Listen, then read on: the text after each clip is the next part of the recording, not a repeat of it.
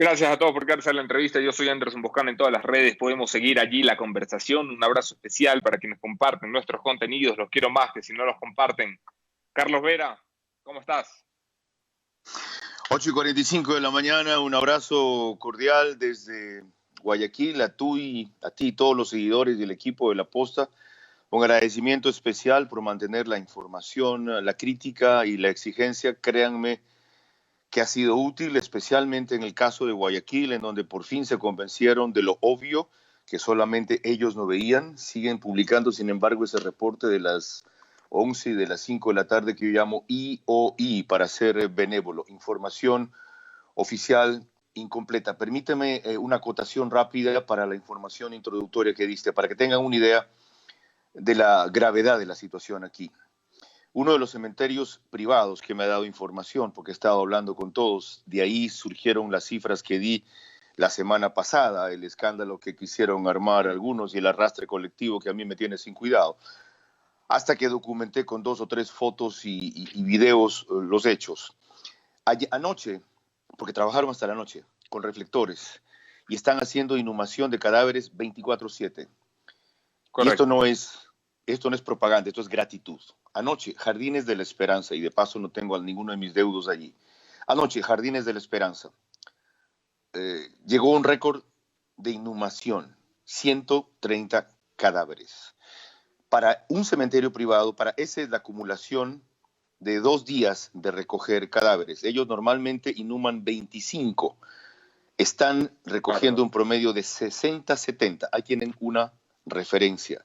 La estimación es que en Guayaquil en este momento hay cerca de 600 cadáveres acumulados. Felizmente, Jorge Guates le ha puesto una eficiencia impresionante a este asunto. El martes lograron enterrar 60. El miércoles ayer entiendo que la cifra superó 150. El problema ya es no solamente de dignidad, sino de sanidad. Y esto tiene que ver con un afán equivocado, estúpido, de ignorar la gravedad de las cosas para no generar pánico.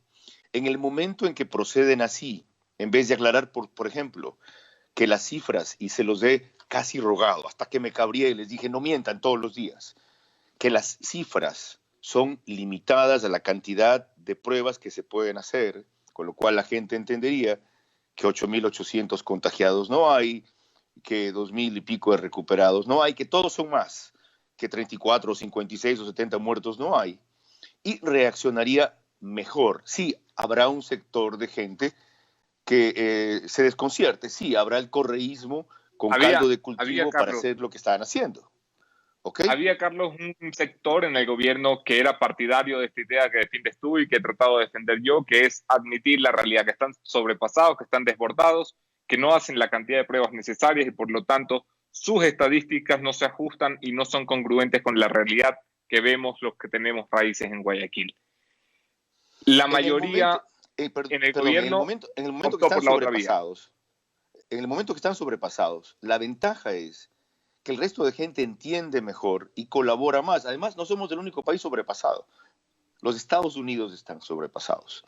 Es cierto que Trump reaccionó 2 semanas tarde y se pasó diciendo que tranquilo, que todo iba bien, y él justificó el otro día diciendo que quería que genere pánico en su gente.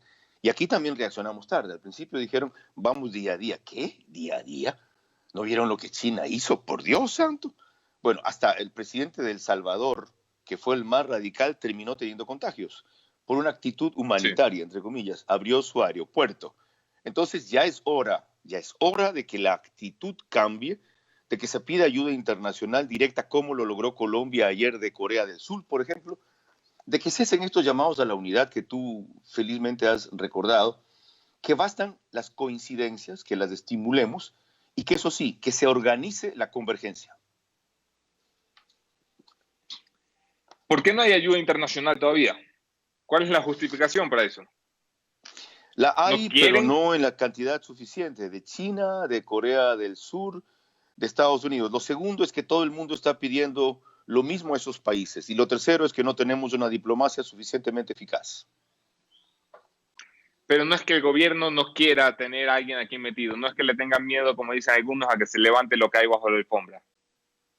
De lo que he visto yo, bajo ningún caso, si alguien tiene esa idea, sería un harakiri absolutamente estúpido y vanidoso, porque sistemas de salud mejores como los nuestros, que sin duda es el español, se vieron rebasados por irresponsabilidad allá. ¿Qué decirte de Italia? Ejemplo, Alemania. La diferencia es la forma en que manejan los casos de contagios y lo otro, la forma en que manejan la comunicación. Sí se necesita comunicación, sí se necesita publicidad, no propaganda. Y no diciendo, el Instituto Ecuatoriano de Seguridad Social cumple con los ecuatorianos. No jodan, no sean tan Sí. imbéciles. Utilicen los vehículos gratuitos de los que dispone el Estado y aquellos que puede pagar el Estado para generar información, actitud colectiva. Vean un spot de la AFA, que es capaz de hacer milagros en la gente. Asociación de Fútbol Argentino. Vean un spot como un Maravilloso. ejemplo de lo que es motivar a la gente. ¿Por qué pasa lo que pasa en Guayaquil? ¿Cómo es que, porque yo entiendo el colapso de los sistemas sanitarios, eso ha pasado en todos los países que enfrentan con gravedad la crisis del coronavirus. El colapso de los sistemas funerarios solo se ha visto aquí. Porque se negaron a armar una fuerza de tarea como la que se armó el lunes y trabajó el martes, y desconocieron que eso requería un esfuerzo que superaba las funerarias. Muchas cerraron por miedo. En vez de que otras dijeran, ok, el negocio del siglo, no lo entendieron así, por miedo al contagio. Segundo, porque desconocían la capacidad de los cementerios privados. Solamente pueden cremar cada uno entre 10 y 15 personas al día. Sí, hay una Tercero, capacidad de 30 en todo porque Guayaquil. sí. Tercero, porque sobreestimaron o subestimaron, mejor dicho, subestimaron, porque había también videos falsos, la cantidad de cadáveres que la gente empezaba a sacar a la calle. Cuarto, porque no tenían coordinación adecuada en el 911. Ese es el embudo del país. Llame al 911, llame al 911, llame al 911, la gran puta. No hay quien se organice en el 911 y distribuya bien las cosas. Quinto, porque aún en el 911 hay bajas. Hay una cantidad de operadores que han salido de circulación. Y sexto, porque no han coordinado aquí con prefectura, con municipio y con cámaras de la producción este tema. Recién el lunes formó Jaime un comité cívico de emergencia. Se desarrolló el fin de semana un convenio, María Paula Romo, municipio, prefectura, Junta de Beneficencia y Ministerio de Salud, para proceder a inhumación masiva, no a fosas comunes. La prefectura fue e hizo inclusive una primera gran zanja para proceder ahí. Se bloquearon después. Correcto. Que la OMS dice que me van a achacar a mí los muertos. Están pensando en qué va a pasar después. ¿Saben qué? Voy a referir lo que le dije a la directora de un centro de salud de primera cuando me llamó a preguntar eso. Me dijo, Carlos, lo voy a referir. Me dijo, tengo que comprar mascarillas. Me están pidiendo $9 por mascarilla. Esto fue la semana pasada. Y no es aplicable al caso Elías por si acaso. La semana antepasada pagué 5 y la anterior 1.50. ¿Qué hago? Después tengo encima a la Contraloría. Le digo, ¿qué quiere usted? ¿A la Contraloría encima o a los familiares de su hospital encima? Porque todos se le enfermaron. Me dice, a la Contraloría. Ok, dele. ¿Sabe qué? Regatee. Ya, consiga baja. Y si no, ¿tiene recursos? Me dijo, sí, en el presupuesto. Ok, dele. Ahorita la prioridad es salvar vidas. ¿Cómo valoras la actitud que ha tenido el nuevo ministro Juan Carlos Ceballos, que le toca subirse a una tormenta, a dirigir un barco casi náufrago en mitad de la renuncia de Catalina Andremuño, ex ministra de Salud, que pasará a la historia con la gran mentira de las 2 millones de pruebas que lanzó al aire y que aquí no ha pasado nada y que todo el mundo dice que ya olvidemos aquello? Juan Carlos Ceballos está a cargo del ministerio y todavía no hace pública cuál va a ser su política de acción para mitigar la crisis, porque aquí lo que parece es que las autoridades lo que quieren es que entendamos que no se puede hacer nada, que nos conformemos con que se nos está muriendo la gente, que las lloremos en nuestra casa y que qué pena, que la vida sigue. Es que la vida no sigue, estamos perdiendo gente. Muy cuadrado. Este señor es cardiólogo primero, no es epidemiólogo, segundo es académico, tercero es técnico y cuarto vive en Quito. Entonces su desconexión con la realidad de Guayaquil es grande. Sus exigencias son inviables y muchas de ellas perjudiciales y otras hasta mortales en esta emergencia. No está delegando suficientes atribuciones a quien al principio nombraron viceministro aquí Ernesto Carrasco, que por ejemplo planteó, ¿cómo? ¿Eduardo o Ernesto? Dije, ¿Ernesto? Ernesto Carrasco, sí. Ya, perdón. Dijo, traigan, esto hace una semana, a los médicos rurales de acá, porque tenemos cerca de 30-40% de bajas en los médicos del sistema de salud. Ministerio de Salud dijo, primero tenemos que ver un informe de jurídico para no sé qué, no sé cuánto. Por Dios. Sí. Siguiente cosa. Francia ha sacado un decreto. Estados Unidos ha logrado una autorización de la FDA en Trump.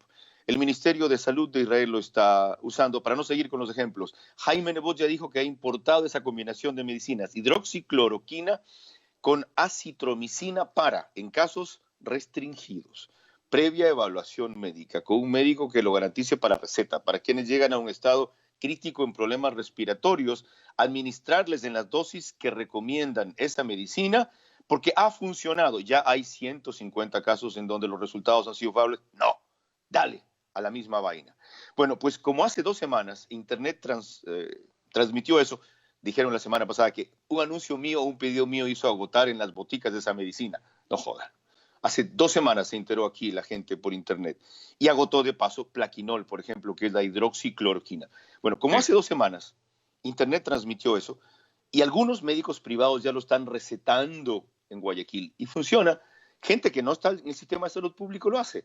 ¿Por qué ellos, con las restricciones del caso, no dan la apertura a esos temas? Por ejemplo, bueno, ¿por qué el señor ministro tiene un protocolo de uso, solamente para que no se vaya esta idea, de un protocolo de uso de estos medicamentos que, sin ser concluyentes, son el tratamiento que se está extendiendo como el de común uso en el mundo médico internacional. El ministro de Salud lo tiene en su correo hace 2 semanas, desde que asumió el cargo, ya no sé cuántos días, 10 días, y todavía no lo aprueba, porque quiere un examen concluyente, con más de 1 millón de pruebas que nos afirmen. Estamos en mitad de una emergencia. ¿En serio? De verdad no sé qué espera el señor. Eso? Él espera 1 millón de pruebas. Te lo estoy pruebas. diciendo porque lo he confirmado ayer. Mira, como tú dijiste al inicio, la proyección que le han dado expertos médicos, como dijiste también en verdad, internacionales, a Jorge Guattiri, que menos mal reveló este chico, yo le digo así, porque lo conocí cuando trabajaba en TC y tú no nacías todavía, hacía un programa que se llamaba Super Pelados. Él tenía 12, 14 años, era un gordito bajito. Bueno, este chico, es que tendremos en el próximo mes 2.500 a 3.000 muertos en Guayaquil. No es momento, así como no es de la irresponsabilidad, porque esa combinación tiene side effects, efectos colaterales, como generar arritmia, taquicardia y en 1 o 2 casos produjo infartos, ¿cierto? Sí. Tampoco es que dale, ataca tema. No es posible que siga esa restricción con ese tipo de cuestiones. Entonces, yo sugerí que adopte un consejo médico asesor local que le pueda dar una visión distinta. Mencioné los 4 médicos que recomendaba. Resulta que María Paula Romo me dijo que ya ayer estás trabajando con otros. Y al gobierno le sugiero lo mismo en Guayaquil para la parte política en vez de estas convocatorias olímpicas a la unidad. Acá, por ejemplo, gente muy racional, de mucho ascendiente en la comunidad que no pasa por la política en este rato. Gustavo Novoa Bejarano, León Roldós, Pancho Huerta, para solo citar 3 nombres. Señores, reúnanse 30 minutos con ellos todos los días, que sienten Guayaquil, que pueden influir en la comunidad y ayudar, sí, y conviértanlos en elementos catalizadores de las decisiones. Jaime Nebot ayer en entrevista con José Hernández para 4 Pelagatos descartaba la posibilidad de la foto que tanto le gusta al gobierno de Moreno de los líderes políticos reunidos. Decía Nebot, quien esté de acuerdo conmigo en estos 4 puntos fundamentales, que cuente con mis votos en la asamblea, que cuente con mi apoyo político, mi capital y mi respaldo. Pero no me estén convocando básicamente para fotos. Son palabras mías, no de él, recogido de lo que le dijo a José Hernández en 4 Pelagatos. ¿Te parece la actitud correcta en este momento? No solo eso, coincido con la propuesta que él hace, porque no solamente está en desacuerdo con eso, él dice que de aquí a 3 meses que esto empiece a normalizarse, tenemos que ir a una consulta. Eso en vez del típico fórmula que yo creo que tiene la mejor intención, pero el peor resultado de gobierno de unidad nacional que propone Osvaldo Hurtado para que en 3 meses se disuelva y solo dure en la emergencia. ¿Saben qué? Hay gente del gobierno que lo está haciendo muy bien, ¿ya? O bien. Hay poca que lo está haciendo mal. Ni siquiera el ministro de Salud lo está haciendo mal. No, no es eso. Sino que tienen una desconexión con la realidad del hijo de madre y creen que la tarea es que vaya él con Paul Granda del IES a entregar fundas de alimentos a las casas. ¿Quién no quiere ver entregando fundas de alimentos a las casas? Los queremos ver multiplicando fundas de alimentos en las casas. Entiendan eso. No queremos que posen para la foto. Queremos que trabajen, como está haciendo, por ejemplo, el gobernador de Guayas, que de todos los funcionarios oficiales, para mí, me parece el mejor. ¿Y sabes cuál es una demostración? Por lo menos a mí me dijo, Carlos, yo no voy a dar entrevistas. El tiempo de una entrevista es valioso y no lo quiero perder ayudando a la gente. Ese es un funcionario eficiente. Entonces, ahora quieren cambiar al de Agricultura, que lo está haciendo bien, a Iván Montaneda, que lo está haciendo bien, al canciller, que lo está haciendo bien, a María Paula Romo, que lo está haciendo bien. Fíjate, no he dicho muy bien a ninguno. Al vicepresidente, que lo está haciendo bien, a Juan Sebastián Roldán, que lo está haciendo bien. Ahí se me acaban los que lo están haciendo bien. Al de, si lo están haciendo bien, ¿por qué que lo vivimos está lo que haciendo bien. vivimos? ¿Cómo? Si lo están haciendo bien, ¿por qué vivimos la realidad que vivimos? Porque están enclaustrados y no abiertos a la colaboración con la empresa privada, porque están pensando que todos los que les quieren ayudar es por política. ¿Y saben en qué está pensando? En quién los va a juzgar mañana. Bueno, igual los van a enjuiciar, pueden estar seguros, desde familiares de muertos no recogidos o no identificados, porque perdieron la identificación en la bolsa, hasta la asamblea. Pero yo digo, en lo poco que pueda servir mi opinión, y lo repito aquí en la posta ante ti públicamente, le dije el otro día a la doctora Romo, mire, si alguien la va a enjuiciar por hacer lo correcto, cuente con mi apoyo respecto a que eso es lo que hubo que hacer. Entonces, no pueden estar inmovilizados, hermano, y después qué va a suceder y qué van a decir, y viene la asamblea y me cae un juicio, o hacen lo que tienen que hacer, o en ese caso sí digan, ¿saben qué? No doy, hagan lo que hizo el ministro de Trabajo, tengo que preocuparme de mí y de mi familia, me dio coronavirus, en estas condiciones no puedo seguir. Gracias. Cynthia Viteri le toca enfrentar la emergencia en el epicentro de la pandemia y del dolor del país, sufriendo ella misma la enfermedad, recluida en su casa y dirigiendo el municipio a teledistancia. ¿Qué más puede hacer Cynthia? Con enorme eficacia, con enorme eficacia e insuficientes resultados. Ya, entre otras cosas, desde ayer comenzaron a repartir kits alimenticios. La cifra no la tengo clara. Pero demoraron en eso. Demoraron. Y esa es una de mis críticas al municipio de Guayaquil, que la semana anterior estaban más preocupados de prender el ventilador contra el gobierno que de resolver los problemas de la gente. Por fin entendieron que primero la gente, después la pelea. Estoy de acuerdo contigo. Pero ya que la mencionas, porque a ella la arrastraron por lo del aeropuerto, y yo la defendí y expliqué por qué la defendí, y dije que si el vuelo, que si tenían que sacar las camionetas de ahí, el ministro de Transporte no tenía que decir, bueno, señora alcaldesa, es su responsabilidad, lamentamos lo que usted ha hecho. Lamentamos, si fue equivocado, tenían que entrar con las Fuerzas Armadas, con la policía, la Dirección de Aviación Civil, se me van en este rato, ¿ya? Porque aquí aterriza el avión de Iberia. Eso no hicieron. Eso demuestra que están procediendo con cálculo político. Ahora, vuelvo a lo de Cynthia Viteri. Están prohibiendo aviones con ecuatorianos que aterricen, ¿no?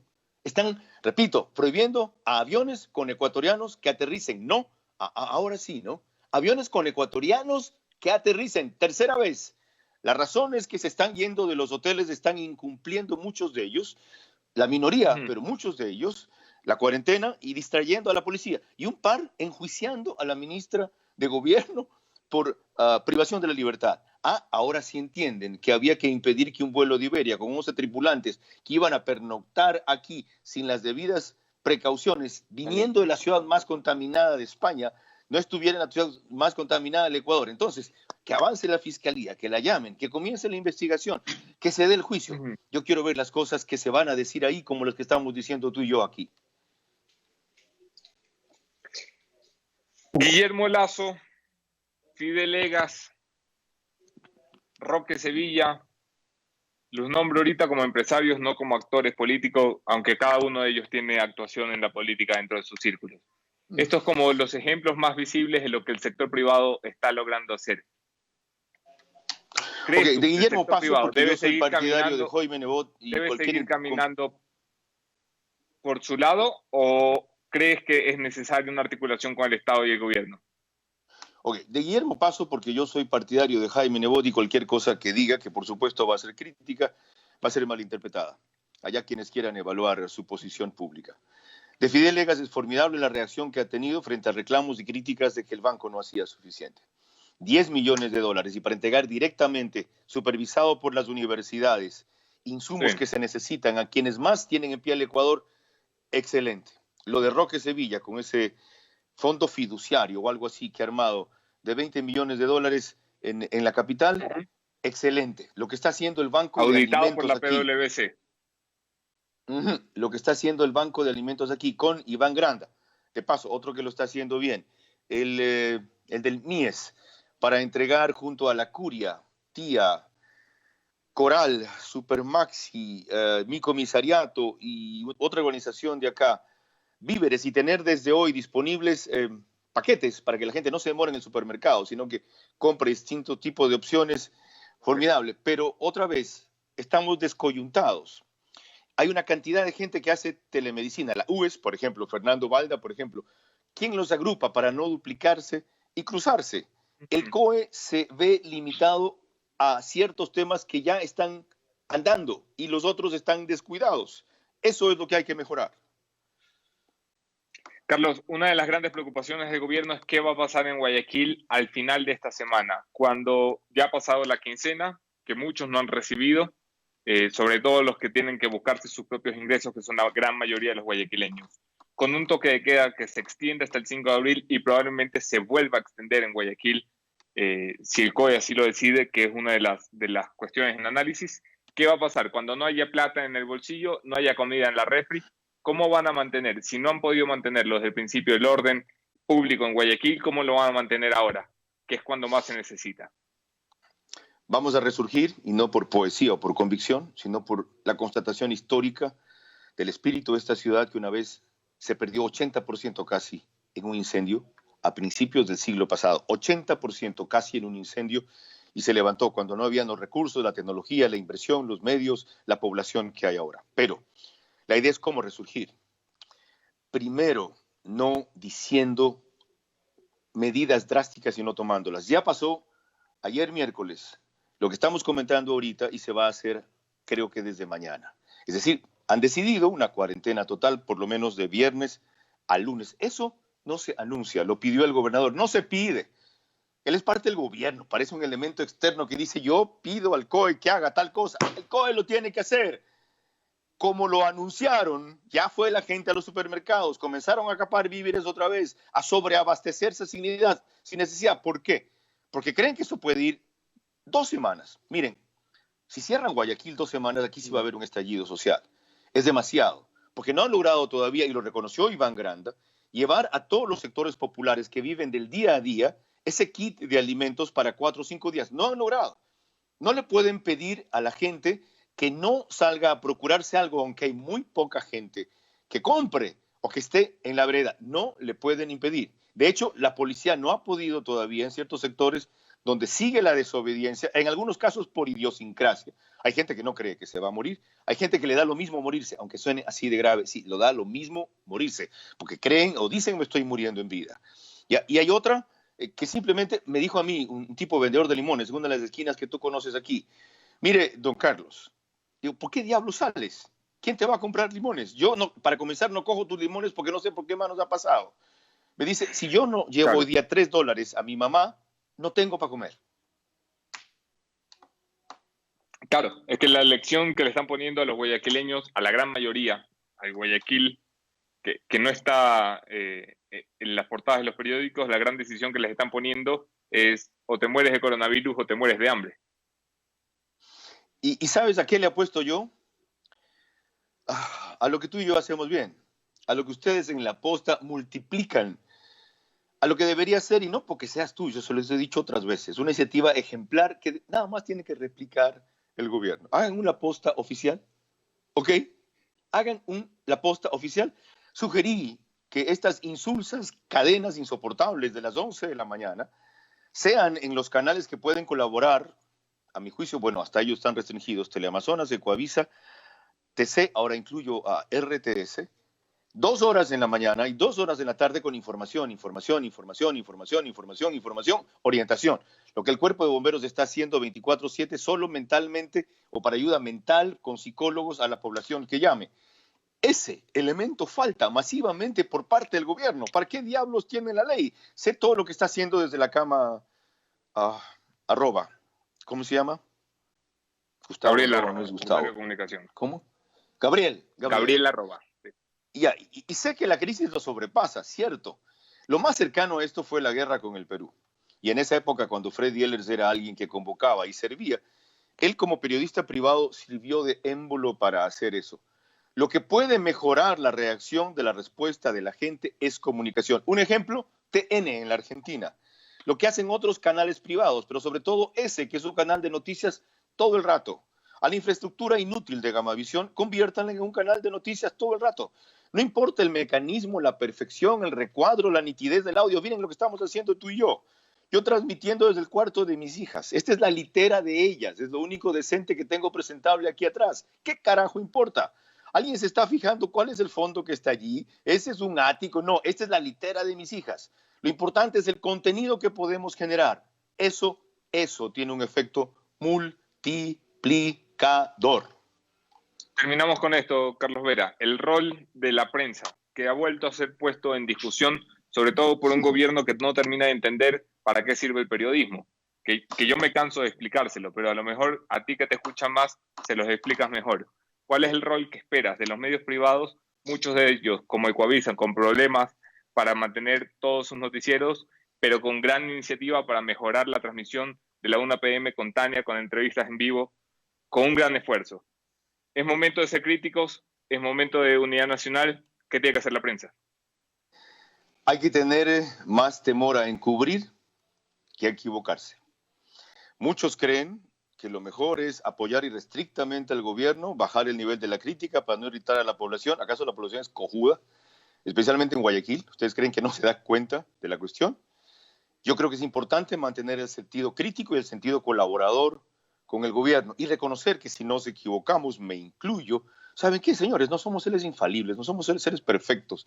También estamos sujetos a una presión descomunal. En mi caso no puedo abrazar a mis hijas. Voy a la casa y Ana Cristina se me lanza a darme un beso, mi amor, por Dios. Quédate ahí. Y se pone a llorar.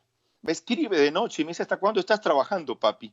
¿Ya? Necesito que me atiendas por lo menos en FaceTime, porque el trabajo es más importante para ti. Le digo, mi amor, pues si en este rato no trabajo, no puedo llevarte la comida que te estoy llevando allá. Y no puedo irme contigo a Disney en noviembre, Dios mediante, ni tampoco hacerte en el jardín lo que tú quieres, un jacuzzi, porque yo no puedo hacer una piscina. Por eso tengo que trabajar. Entonces, los periodistas también somos seres humanos, hemos tenido una cantidad de bajas, nos equivocamos todos los días, pero el periodismo libre e independiente es el que más está contribuyendo a que se hagan mejor las cosas. Y si dentro de eso una colega la embarra un día, otro colega se propasa el otro día, no lo sepulten, pues. ¿Ok? ¿A ustedes les parece que la carrera de una persona, porque un día se equivocó, se tiene que enterrar? Sí. Aunque No se juzgan después 22 disculpó? años por 5 minutos de declaraciones. ¿Cómo? No se juzgan 22 años de carrera por 20 minutos de declaraciones. Eso es, eso es. Lo cual no significa que nos solapen los errores. Si tú vieras las que a mí me dicen por las cosas que yo digo a la vez, te entierras, pues, hermano. No, por Dios, yo estoy acostumbrado a esa vaina. En 1975, cuando tú no nacías y no había redes sociales, ¿sabes cómo eran las amenazas? Llegaban titulares pegaditos de periódico en un sobre en blanco que decía, te vamos a matar, hijo de tal y cual. Y yo bajaba en un Volkswagen viejo de Canal 8 allí y había un carro que me seguía atrás haciendo luces. Esto ha sido siempre. Nosotros estamos formados para resistir y luchar y para que la crítica no nos aplaste, sino que nos mejore. O sea, a mí ya mis primeras amenazas me llegaron por Twitter. Felicitaciones, ese es tu PhD en periodismo. Carlos Vera, gracias por acompañarnos, hermano. Te envío un fuerte abrazo, cuida mucho a tu familia, cuídate tú también y sigue siendo el periodista que eres. Fuerza y fe, por Dios, fuerza y fe. Gracias al de arriba que nos tiene a muchos como tú y yo, vivos, sanos, productivos, activos. Tenemos la obligación, porque estamos mejor, hacer que esto para otros no se ponga peor.